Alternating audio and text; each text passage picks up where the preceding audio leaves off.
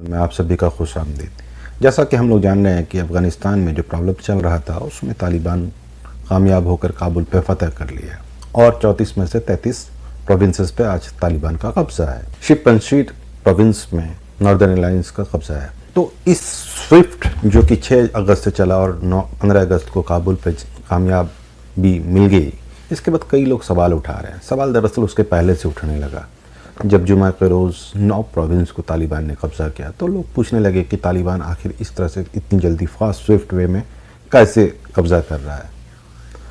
तो कुछ लोग इसके लिए पाकिस्तान की मदद को कह रहे हैं, कुछ लोग अमेरिका के सरेंडर को कह रहे हैं और कुछ लोग चीन की मदद को कर रहे हैं, कुछ लोग रशिया और मतलब दीगर लोग दीगर तरह की बातें कर रहे हैं, जिसमें सारी चीज़ें कहीं ना कहीं तक सही है, लेकिन ये कहीं ना कहीं बेसिक चीज़ों को लैक कर रहा है।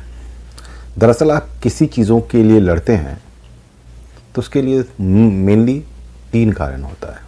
सबसे पहले उसको मानना, दूसरा आप उससे कितना अफेक्टेड हैं, आपको कितना फ़ायदा मिल रहा है, और तीसरा कि आपके जो अपोनेंट में है उससे आप कितनी नफरत करते हैं। तो पहला सवाल लेजिटिमेसी का आता है। लेजिटिमेसी मतलब होता है कि आप वाकई रूलर हैं। जैसे डेमोक्रेसी में या किसी भी सिस्टम का एक लेजिटिमेसी का एक पैमाना होता है। डेमोक्रेसी में आप अपोनेंट भी हैं, लेकिन चुनाव में जीत कर आते हैं तो लोग मानता है कि आप रूलर हैं, भले आपका विरोधी हो लेकिन आपको मानता है। उसी तरह किंगडम्स में एक लेजिटिमेसी होती है कि आप एक सर्टेन डायनेस्टी के हैं, आप एक सर्टेन ख़ानदान के हैं, तभी आप रूल करने के लेजिटिमेट हैं। इसी कारण मुग़ल जब बहुत कमज़ोर हो गए तो भी वो इंडिया के रूलर माने जाते थे, क्योंकि इसी तरह जो आज सेंट्रल एशिया है वहाँ पर जब चंगेज़ खान ने अपनी रूल कर ली तो सेंट्रल एशिया के में माना जाता था कि जो चंगेज़ खान के वंश से जुड़ा हुआ वही रूल करने के एबल है।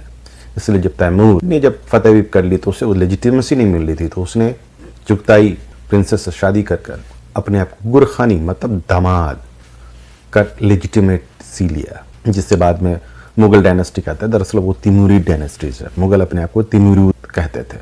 तो हर जगह अलग अलग लेजिटिमेसी का मसला है। ये जो आज जो गवर्नमेंट है वो कहीं ना कहीं अफ़गानिस्तान के मैक्सिमम लोगों की नज़र में अमेरिका द्वारा थोपी गई चीज़ थी, इसलिए वो कहीं ना कहीं लेजिटिमेसी भी लैक कर रहा था। और लेजिटिमेसी लैक करने का सबसे बड़ा कारण था इलेक्शन में फ्रॉड और करप्शन। जैसा हम जान रहे हैं कि अफ़गानिस्तान में 2002 के बाद जब तालिबान को हटाकर हामिद करज़ई की सरकार बनी, उसके बाद 2004 में पहला चुनाव हुआ। 2004 के चुनाव से ही इस पर इलेक्शन में फ्रॉड की बातें होने लगी। जर्नलिस्ट क्रिश्चियन पेरेंटी ने कहा एक लोग 3 से 4 वोट दे रहे थे, मुझे भी 2 वोटर आईडी कार्ड मिले थे जो कि मैंने नहीं डाला। मतलब चुनाव में पूरी तरह से बगलिंग हुई। 2009 के चुनाव में भी जिसमें हामिद करज़ई जीते, उसमें भी दावा किया गया कि चुनाव में बहुत बगलिंग हुई, जिसको आनंद गोपाल ने भी लिखा। और इस मुद्दे पे जब पेरिस में जर्मनी, ब्रिटेन, फ्रांस और कई वेस्टर्न कंट्रीज़ की मीटिंग्स हुई तो उसमें यूएन एनवॉय आई एडे ने कहा कि बड़े पैमाने पर फ्रॉड और धमकी दी गई है, लेकिन ये पिछले चुनाव की तुलना में कम है। हामिद करज़ई ने इस पर बहुत अजूबा सा बेतुका सा बयान दिया। हामिद करज़ई ने कहा कि पिछले चुनाव में भी तो फ्रॉड हुआ था, इस चुनाव में भी थोड़ा बहुत हुआ। मतलब समझ सकते हैं कि पैमाना क्या था। 2014 का चुनाव जिसमें अशरफ गनी जीते और अब्दुल्ला हारे, उसमें बहुत सारे एलिगेशन थे। सबसे रिसेंट चुनाव 2019 में हुआ जिसमें अशरफ गनी फिर अब्दुल्ला से जीते, जिसमें अशरफ गनी जिनको 50.64% वोट आया और अब्दुल्ला को 39.52% आया। 50.64 मतलब आधे से ज़्यादा। और उनको वोट कितना मिला? 9,23,592। मतलब समझिए कि लगभग 4.25 करोड़ के देश में वोट हो रहा है और लोग सिर्फ 18 लाख के आसपास वोट डाल रहे हैं। मतलब ये दिखा रहा है कि वहाँ के लोग डेमोक्रेसी से कितना उब चुके थे, क्योंकि लगातार फ्रॉड और करप्शन ये सब चीज़ें थी। तो मतलब कहीं ना कहीं लेजिटिमेसी का मसला था और एक इसे यूएस के रिजीम के तौर पे देखा जा रहा था कि रिजीम यूएस के द्वारा इम्पोजिशन रिजीम थी। दूसरा, उससे आपको फ़ायदा या उसके आपके लिए वो कितना क्या है। तो जैसा हम लोग जान रहे हैं कि अफगानिस्तान लगातार सिविल वॉर में था, वहाँ करप्शन बहुत रैम्पेंट थे। आप बहुत सारे वीडियोस आए हैं, उसमें देख सकते हैं कि जो वहाँ के जो प्रोविंशियल गवर्नर, प्रेसिडेंट या जो वॉरलॉर्ड या बड़े बड़े लोग हैं, वो आलिशान महलों में, बंगलों में रह रहे थे। लेकिन दूसरी तरफ अफगानिस्तान का एक बड़ा मास गरीबी में मुब्तला था। करप्शन बहुत ज़्यादा था। काबुल में या हर जगह ट्रैफिक पुलिस से लेके बिजली और सारी जगह करप्शंस था, क्राइम थे। इन सब कारणों से लोग कहीं ना कहीं असंतुष्ट थे। तीसरा, थ्रेट ऑफ एनिमी। तो जैसा कि हम जान रहे हैं कि थ्रेट ऑफ एनिमी आपको बाइंडिंग फोर्स रखता है, जिससे आप रेजिस्ट करते हैं। तो तालिबान के मसले में, क्योंकि उन्होंने जब नॉर्थ से स्टार्ट किया और अलग अलग जगह पर गया, तो उन्होंने एमनेस्टी दिया, जिसके कारण वो एक थ्रेट जो था कि लड़ना है नहीं तो मारे जाएंगे, तो मारे जाएंगे तो लड़कर मरो, इसमें जीत भी सकते हैं और हार भी होगी तो जिन लड़ते हुए मरेंगे। वो फियर फैक्टर्स के कारण जो आप लड़ते हैं वो कम था। दूसरी चीज़ है कि तालिबान का जो शरीयत है, या वेस्टर्न मीडिया और सारी लोग इस चीज़ों को बहुत नेगेटिव पोर्ट्रे कर रहे हैं। लेकिन अफ़गानिस्तान में शरीयत को लेकर जब एक सर्वे हुआ, तो वहाँ की 2013 में प्यू रिसर्च, जो कि एक दुनिया की स्टैंडर्ड एजेंसी मानी जाती है, वो दुनिया के अलग अलग तरह की सर्वे वो करती है, उसे सारी दुनिया एक पैरामीटर के तौर पे मानती है। उसने कहा कि 2013 में ही 99% अफ़गानिस्तान शरिया के सपोर्टर थे, हिमायती थे, जो कि सारी दुनिया में सबसे ज़्यादा था। पाकिस्तान में 84%, इंडिया में भी लगभग वही परसेंट, सब तुर्की में लगभग 20%, इस तरह अलग अलग कंट्रीज़ में अलग अलग था, लेकिन 99%। और तालिबान शरीयत की बात कर रहा था, जिससे मतलब शरीयत से भी वो बहुत ज़्यादा नहीं डर रहे थे। दूसरी चीज़ है कि 2001 से पहले जो तालिबान की रिजीम थी, वो एक अलग तरह से सख्ती करती थी, लेकिन अफ़गानिस्तान के जो मास हैं उनके अनुसार ये नॉर्मलाइज था। अब जो क्राइम और इसके पनिशमेंट का जो होता है, जिसे ब्रुटलिटी कहते हैं, वो अलग अलग पैरामीटर होता है। जैसे यूरोपियन यूनियन में फांसी की सज़ा देना एक ब्रुटलिटीज़ है, वो ह्यूमन राइट का वायलेशन है। लेकिन इंडिया में, जैसे हम लोग जान रहे, रेप की घटना के बाद इंडिया में लोगों ने बहुत आवाज़ उठाई कि रेपिस्ट को फांसी की सज़ा देनी चाहिए, जिसके कारण जो निर्भया के जो रेपिस्ट थे उसमें कई सुसाइड कर लिया और जो तने फांसी भी चढ़ी। धनंजय को, चटर्जी को फांसी चढ़ी। यहाँ पर उसकी अमेरिका, चाइना, इन सब जगहों पे इसको ह्यूमन राइट का वायलेशन नहीं माना जाता है। सऊदी अरबिया में भी नहीं माना जाता। तो कोई भी चीज़ों को जो आप देखते हैं, तो वो सोसाइटी के लोगों की मेंटलिटी पे डिपेंड करता है कि वो सिर्फ ब्रुटलिटी मानती है या नहीं मानती है। तो अफ़गानिस्तान की जो ट्राइबल सोसाइटीज़ है, अभी भी जो शहर में रहने वाले भी लोग कहीं ना कहीं अपनी ट्राइबल और अपनी एथनिसिटीज़ और इस्लाम से बहुत ज़्यादा हैं जुड़े हैं। उनके अनुसार वो एट्रोसिटी उस तरह से नहीं थी। जबकि तालिबान उनके अनुसार जब काबुल 92 से लेकर 96 के बीच में अहमद शाह मसूद और उसके साथियों और हिकमत यार उनके साथियों के बीच की जंग में पिस रहा था, 50,000 से ज़्यादा लोगों की मौत हुई थी। तब काबुल में 25 सितंबर 1996 को तालिबान काबुल के बाहर में पहुंचे। 26 सितंबर 1996 को अहमद शाह मसूद और फिर हिकमत यार पीछे हट गए और रात को ही, या कहिए 27 तारीख के सुबह ही, तालिबान का काबुल पे कब्जा हो गया। तो इस बार भी आप देखिएगा वही हुआ कि तालिबान ने चारों तरफ से घेर लिया। सुबह अशरफ गनी, जैसे पिछली बार अहमद शाह मसूद और हिकमत यार भागे थे, इस बार अशरफ गनी भागे और थोड़ी देर के बाद तालिबान घुसकर कब्जा कर लिया। तो पिछली बार से सिमिलरिटीज़। अब जाते हैं पास्ट में कि आखिर वहाँ पे लोग क्यों इस माइंडसेट के हैं। तो ट्राइबलिज्म एक बहुत बड़ा फैक्टर है, लेकिन अगर देखा जाए तो अफ़गानिस्तान हमेशा इसी सिस्टम्स को माना है, जब जब वहाँ पे कोई बहुत ज़्यादा रिफॉर्म करने की कोशिश किया है तो वहाँ के लोगों ने रिबेल किया। सबसे बड़ा उदाहरण अमानुल्लाह खान। अमानुल्लाह खान जिन्होंने जो था अफगानिस्तान को आज़ाद कराया, जो अभी हाल फिलहाल जो होता है ना क्या कि परसों ही अफगानिस्तान ने अपने इंडिपेंडेंस को मनाया, क्योंकि 1919 में ब्रिटिश से उसने फॉरेन जो पॉलिसीज जो ब्रिटिश के मातहत थी उसे आज़ाद करा लिया था। तो अमानुल्लाह खान कहीं ना कहीं चैंपियन था, लेकिन जब उसने रिफॉर्म किया, एजुकेशन, बुरखा, इन सब चीज़ों पे बैन करने की कोशिश की, तो वहाँ पर उसके विरोध में विद्रोह हो गया और उसे जाना पड़ा। इसके अलावा दाऊद खान ने जब रिफॉर्म करना स्टार्ट किया तो उस रिफॉर्म के ही खिलाफ बुरहानुद्दीन रब्बानी, अहमद शाह मसूद, हिकमत यार, उस समय बुरहानुद्दीन रब्बानी दरअसल एक प्रोफेसर थे काबुल यूनिवर्सिटी में और हिकमत यार और अहमद शाह मसूद दोनों उनके स्टूडेंट थे। इन लोगों ने विरोध करना स्टार्ट किया और नूरिस्तान में लोगों ने जम के विरोध किया और दाऊद को जाना पड़ा। दाऊद को बाद में कम्युनिस्टों ने हटाया, तो फिर कम्युनिस्ट उसके बाद फिर जाता रहा। इसके पहले हज़ाराजात में भी जब थोड़े से लिबरल्स और इस्लामिस्ट में हुआ तो इस्लामिस्टों ने उनको हरा दिया उनको, क्योंकि कहीं ना कहीं ये जो आपकी अप्रोच है, वहाँ की जो ट्राइबल, वहाँ की जो है कल्चरल आइडेंटिटी, वहाँ की जो सोसाइटी के जो नॉर्म्स हैं उन पर है और उनमें एक इंडिपेंडेंसी का जो एक जो नेचर है, विद्रोह का जो नेचर है वो बहुत ज़्यादा है।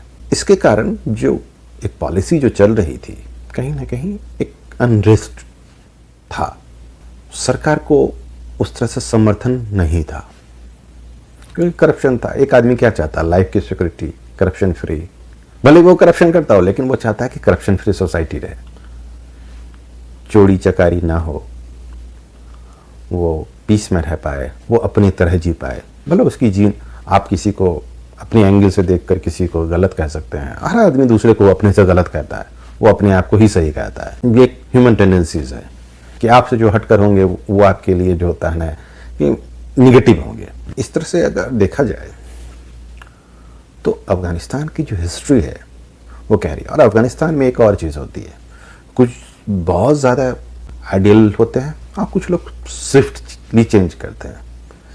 जैसे पिछली बार जब 96-92 के बीच में जो सिविल वॉर चल रही थी तो अहमद शाह मसूद, दोस्तम, हिकमत यार, ये लोग अपने आप को अलग अलग लोगों के साथ मिल रहे थे, खलीली, और अलग अलग अलायंस बन रहा था। आज कोई इसके साथ है तो 2 महीने के बाद या कल दूसरे के साथ हो जाएगा।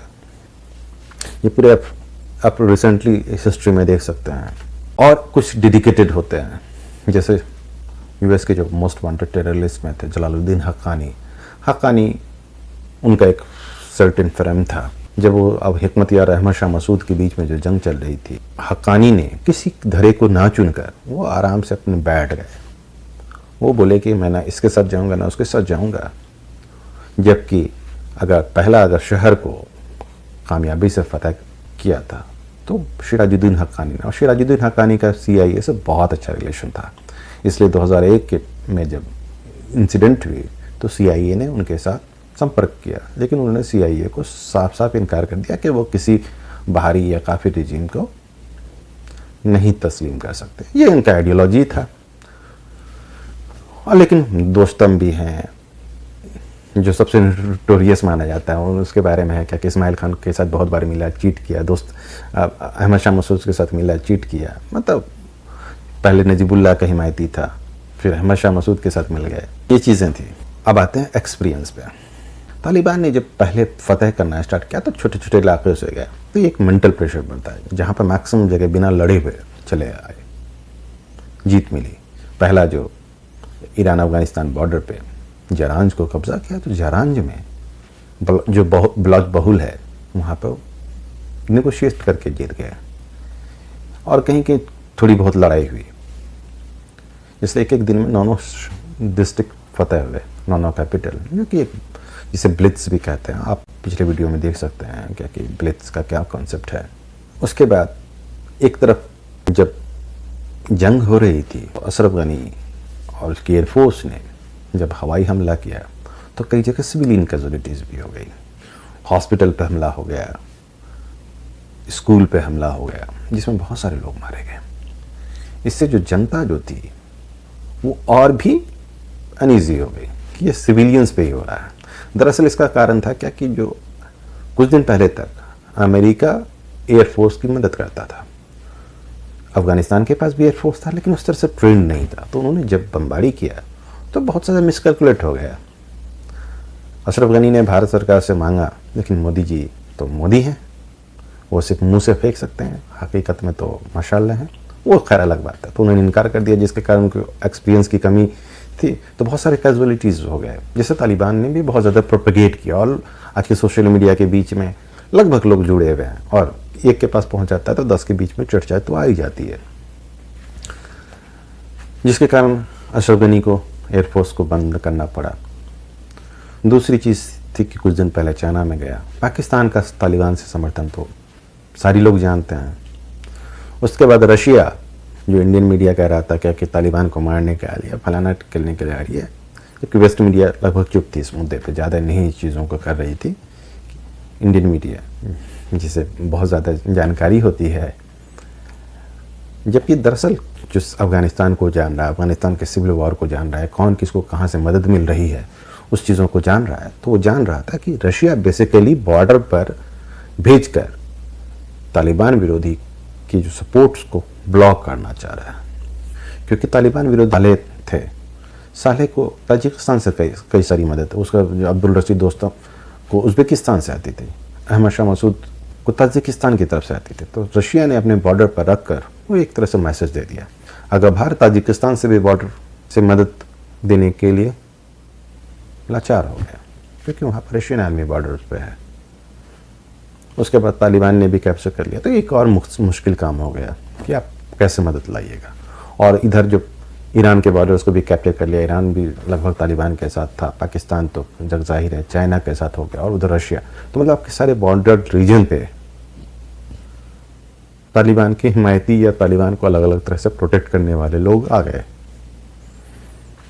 और हम आप भलो ये चीज़ों को ना जाने कि रशिया किस लिए लाया है, लेकिन जो वॉर और मिलिट्री स्ट्रेटजीज हैं, जो चीज़ों को जान रहे हैं, वो इन चीज़ों को जान रहे हैं कि रशिया का मकसद क्या है। तो इसके कारण भी जो एक हतोत्साहित हुए लोग। और जब काबुल में गए तो काबुल का एक पुराना इतिहास था। दूसरा, काबुल के लोग नहीं चाहते थे कि शहर में आए, और काबुल में क्योंकि पाकिस्तान ने अपने बॉर्डर को बंद कर दिया था, इसके कारण माइग्रेशंस जो सारे लोग थे वो काबुल को सेफ सिटी समझकर आए। तो अगर शदीद जंग चलती तो काबुल में बहुत ज़्यादा नुकसान होता, जिसके कारण अशरफ गनी के अनुसार इस कारण वो छोड़ के चले गए। इस तरह से हम देखते हैं कि अफ़गानिस्तान में तालिबान के स्विफ्ट जो जीत हुई, उसके पीछे बहुत सारे ऐतिहासिक, राजनीतिक, धार्मिक, सामाजिक और एक स्ट्रेटजी का था। अफ़गानिस्तान आर्मी के हाथ बंधे हुए थे, उनके कहीं ना कहीं एक्सपीरियंस की कमी थी, इसका योगदान था, ना कि अमेरिका से अलायंस। अमेरिका ने जरूर लेजिटिमेसी दिया, उसने जो होता है कि तालिबान को रोकने में के लिए एफर्ट नहीं लगाया। थोड़े से बम्बिंग्स की खबर आए जिसमें से 200-400-500 मरे, लेकिन बहुत ज़्यादा एफर्ट नहीं लगाया। पाकिस्तान का फुल सपोर्ट था, चाइना का मॉरल सपोर्ट था, लोगों को लगा क्या कि अगर जंग ख़त्म होगी तो चाइना कहीं ना कहीं मदद करेगा और एक स्टेबल गवर्नमेंट बनेगी, और लोग कहीं ना कहीं पक गए थे। तो इस तरह से बहुत सारे मल्टीपल फैक्टर थे, और सबसे बड़ा इतिहास और इस्लामी जंग जो थी, तो तालिबान के रूल को जो शरीयत की बात किया, तो उनसे आपको बहुत ज़्यादा खौफ नहीं था उनको। और जहाँ तक इस्लामिक एमिरेट ऑफ अफ़गानिस्तान का नाम है, तो अफ़गानिस्तान का पहले भी नाम एमिरेट ऑफ अफ़गानिस्तान था, इस्लामी नहीं लगा हुआ था। जहाँ तक और इस्लामी वर्ड्स, क्योंकि आजकल नया चलन चला है, तो इस नया चलन का जो अहमद शाह मसूद जब काबुल में काबिज थे, या जो ट्रांजिशन जो 92 से 96 थे, जिसे दुनिया रिकॉग्नाइज करती थी, उसका नाम था इस्लामिक स्टेट ऑफ अफ़गानिस्तान। उसके बाद तालिबान ने बनाया, तालिबान ने भी इस्लामिक एमिरेट ऑफ अफ़गानिस्तान बनाया। यूएस ने जब डेमोक्रेसी वहाँ लाई, तो वहाँ उसमें भी इस्लामिक रिपब्लिक ऑफ अफ़गानिस्तान था। वहाँ वो भी अपने आप को शरीयत की बात करते थे, और शरीयत में बहुत ज़्यादा मुदाखलत नहीं करते थे। जो ट्राइबल्स और बाकी जगह जो कोर्ट लगते थे, उन चीज़ों को मुदाखलत नहीं करते थे। तो इसलिए तालिबान का जो इस्लामिक एमिरेट ऑफ अफ़गानिस्तान नाम था, उससे वो बहुत ज़्यादा खौफ नहीं थे। इस तालिबान और उसकी जो सोर्सेस हैं सोशल मीडिया से भी काफ़ी ज़्यादा प्रमोट किया, प्रोपगेट किया कि ये तो एमिरेट ऑफ अफ़गानिस्तान ये तो पहले भी था। ये दोस्त मोहम्मद ख़ान से लेके अमानुल्लाह ख़ान तक था। अमानुल्लाह ख़ान ने इसको किंगडम ऑफ अफ़गानिस्तान बनाया और कुछ चेंजेस किए, जिसके कारण उनको सत्ता छोड़नी पड़ी थी, क्योंकि रिवोल्ट हो गया था।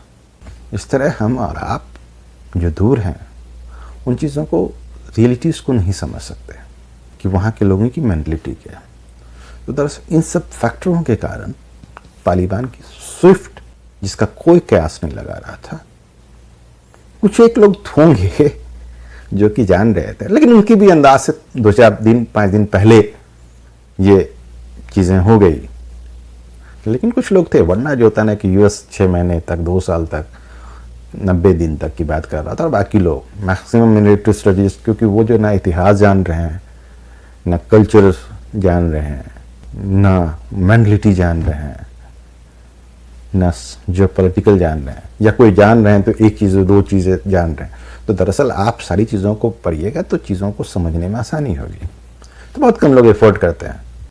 तो मेरे अनुसार ये सब कारण थे जिसके कारण तालिबान की स्विफ्ट विक्ट्री और अफगानिस्तान की आर्मी नहीं लड़ी, क्योंकि कई जगह ट्राइबल्स एल्डर ने नेगोशिएट करके, जैसे गजनी और कई जगह इस तरह से कर लिया। ट्राइबल एल्डर्स ने ही बात किया, उसके जाके अब तालिबान की लोग पहुंचने से पहले ही वो सरेंडर हो गया। मतलब तालिबान को वहाँ पर 1 मिनट भी बॉर्डर पे रुकना भी ना पड़ा, वो गए और बोले कि ठीक है। इस तरह की स्विफ्ट विक्ट्री हुई है। बाकी कई लोग डिस्क्रेडिट करने के लिए, जिन यूएस ने कर दिया पाकिस्तान की जो मदद होती है, ठीक है, उसके लिए अहम है, लेकिन पाकिस्तान 3.5 लाख आर्मी को हरा नहीं सकता। अगर वो आर्मी वो स्टैंड कर जाती तो एक बहुत बड़ा कलफसार होता, जिसे तालिबान एफोर्ड करने की स्थिति में नहीं होता। अगर अफगानी आर्मी थोड़ा भी रेजिस्ट करती, तालिबान किसी कीमत पर भी नहीं काबुल को जीत पाता, या इतने प्रोविंसेस को नहीं जीत पाता, क्योंकि रेजिस्ट करती तो खून होता, खून बहता तो फिर मतलब मोबिलाइजेशन होता, और इतनी जल्दी नहीं होती, फिर दुनिया उसको रोकना पड़ता। अगर भारत भी अगर उसमें मदद कर देता तो भी रुक सकता था।